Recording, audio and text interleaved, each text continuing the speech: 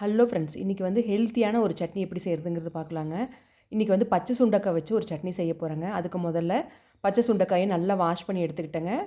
நம்ம வீட்டில் இந்த இடிக்கல் இருக்கு இல்லைங்களா, இதில் வந்து பார்த்திங்கன்னா 1 2 நல்லா தட்டி எடுத்துக்கலாங்க. ஒரு இரும்பு கடாயில் 2 ஸ்பூன் அளவுக்கு எண்ணெய் சேர்த்துக்கிறேன். எண்ணெய் காஞ்ச உடனே நம்ம இடித்து வச்சு பச்சை சுண்டைக்காய் வந்து பார்த்திங்கன்னா இந்த அளவுக்கு ஒரு 5 நிமிஷம் நல்லா கலர் சேஞ்ச் ஆகிற வரைக்கும் நல்லா வறுத்து எடுத்துக்கலாங்க. இப்போ வந்து இதை வேறு ஒரு தட்டுக்கு மாற்றிட்டேன். இப்போ அதே கடாயில் வந்து பார்த்திங்கன்னா தேவையான அளவு எண்ணெய் சேர்த்துக்கிறேங்க. எண்ணெய் நல்லா காஞ்ச உடனே 1 ஸ்பூன் அளவுக்கு உளுந்து, 1/2 ஸ்பூன் அளவுக்கு கடலைப்பருப்பு இது எல்லாமே சேர்த்துட்டு நல்லா வறுத்துக்கலாம். பாருங்கள், கலர் இந்த அளவுக்கு சேஞ்ச் ஆகி வந்துருச்சு.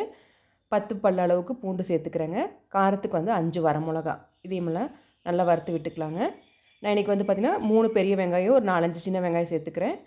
உங்களுக்கு எந்த வெங்காயம் வேணால் சேர்த்துக்கலாங்க. இது வதங்கறதுக்கு வந்து பார்த்திங்கன்னா தேவையான அளவு உப்பு சேர்த்துட்டு நல்லா இந்த அளவுக்கு வதக்கி விட்டாச்சு. கலர் சேஞ்ச் ஆகிடுச்சு. இது கூடயே வந்து பார்த்திங்கன்னா பெரிய சைஸ் அளவுக்கு தக்காளி 2 சேர்த்துருக்கேங்க. இதையுமே நல்லா வதக்கி விட்டுக்கலாம். இது நல்லா குழஞ்சி வதங்கி வரட்டும். தக்காளி பார்த்திங்கன்னா நல்லா சாஃப்டாக குக் ஆகிடுச்சுங்க. இதில் வந்து பார்த்திங்கன்னா ஒரு கைப்பிடி அளவுக்கு மல்லி, கருவேப்பிலை 2யுமே சேர்த்துக்கிறேங்க. இதையுமே சேர்த்து வதக்கிடலாங்க. இது தேவையில்லைங்க, இருந்தாலுமே நமக்கு இது வந்து உடம்புக்கு நல்லதுங்கிறனால சேர்த்துக்கிறேன். இது கூடவே வந்து பார்த்திங்கன்னா நம்ம வறுத்து வச்சுருந்த சுண்டைக்காயும் சேர்த்துட்டு ஒரு மிக்ஸ் கொடுத்துட்டு 1 நிமிஷத்தில் நம்ம இறக்கிடலாங்க. அவ்வளோதான், சூப்பரான சுண்டைக்காய் சட்னி இல்லைன்னா தொக்கு எது வேணால் எடுத்துக்கலாங்க. இதை வந்து ரெடி ஆகிடுச்சு. இதை ஆற வச்சுட்டு மிக்ஸி ஜாரில் சேர்த்துக்கலாம். கொஞ்சமாக புளி சேர்த்து அரைச்சிக்கோங்க. பார்த்திங்க அப்படின்னா இந்த அளவுக்கு அரைச்சி எடுத்தாச்சுங்க. நமக்கு தண்ணி வந்து எந்த அளவுக்கு தேவையோ அந்த அளவுக்கு நம்ம மிக்ஸ் பண்ணிக்கலாம்.